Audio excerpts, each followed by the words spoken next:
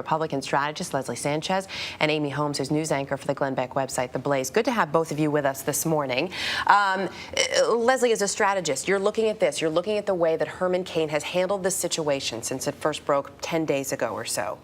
Would you have advised him to handle it in the way he has? Absolutely not. I would have said to go a different direction. He had to change the narrative yesterday. People were looking for him to take accountability, to clarify some of this gray area. And I think yesterday's press conference was not only reckless, but it was really amateurish in the sense that it created more speculation. And it kind of challenged not only the media, but some of these women to kind of clarify their side of the story. So then can he get the reins on this? I mean, can he get a handle on it at this point? I think it's extremely difficult. Not only was the presser, these women's press conferences, I think, devastating from a political perspective, but he had an opportunity, and I think that was a missed opportunity yesterday. I mean, how does he now change the narrative? Because, like Leslie said, yesterday looks like, for all intents and purposes, was a big misstep.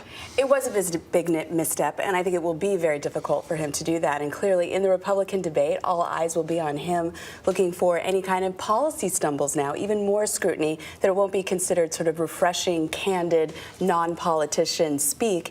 And I think he also, instead of closing the door on the story, opened a can of worms when he said that he'd be willing to take that lie detector test. Even last night, Gloria Allred, she was insisting that he go before the Senate committee under oath and, say that this is his truthful statement. But that was like kind of the issue. The lie detector test is like, now you're culpable until you take the lie detector test. You kind of walked into that. It wasn't kind of thinking the steps all the way through. And also this absolute denial, no gray area, never met her, never saw them, never did it. So if there's a receipt anybody saw them together, there's a picture that exposes, it casts additional doubt. And what does this mean? Because there are some reports out of Chicago that these two were seen in the last couple of months embracing, almost to the effect that they did know each other from some prior experience. If anything should come out, what does this then do to Herman Cain if he says, I have never met this woman, I don't recognize this woman, and she obviously claims totally different? Right. We've been down this road with political scandals before. Deny, deny, deny until there's a picture. That's exactly, I think, kind of the situation we're in right now. One situation of a woman or two women coming forward could be plausible. It's really a political campaign. It's hard to say.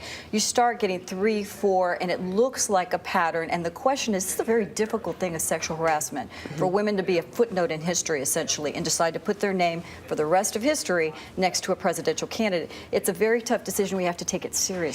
And what does it change, too, as we were hearing from Jan, with more women now coming forward and saying, okay, this is who I am?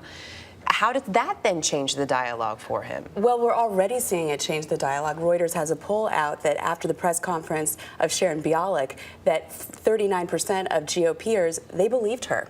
And we're seeing that his favorabilities are slipping. He was at 66 last week. It's 57 now, actually behind Mitt Romney. So as more women come out, this just lends credibility to the allegations, gains momentum. And again, time is precious on a campaign, and he's spending a whole lot of time on this issue. What's the thinking within the Republican Party at this point? Other candidates have been mum, which I'm sure you would probably advise your candidate to do. Were you advising any other Republican presidential candidates? But within the party, is there talk about how he is handling this and where it goes? Well, Herman Cain himself said that he is, not a favorite of the party, of the establishment. He's the anti-establishment candidate. But we saw the Mississippi governor, Haley Barbour, saying he needs to come out and clarify and make a statement. And remember, Haley Barbour was formerly the chairman of the Republican Governors Association. So this is someone who can pick up the phone and talk to party leaders about this person. All right, Leslie Sanchez, Amy Holmes, thank you both very much. Good to talk with you both here this morning.